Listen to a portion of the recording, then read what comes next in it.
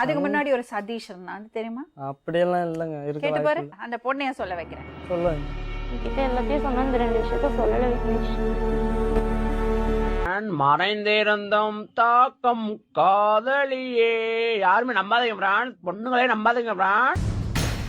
Just game விளையாண்டு பார்த்ததுல இவ்வளோ வினையாகும் நான் நினைக்கல. கட்டுக்கறி கால ஒண்ணு கலங்கி போனதே.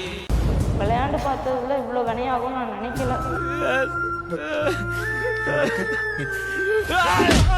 ஆனா இன்ன வரைக்கும் எதையும் மறைச்சதில்ல. இந்த ஒரு ஆமா, விஷயத்தை ரெண்டு புருஷன் இதுக்கு முன்னாடி இருந்ததை மட்டும் சொல்லிட்டான்.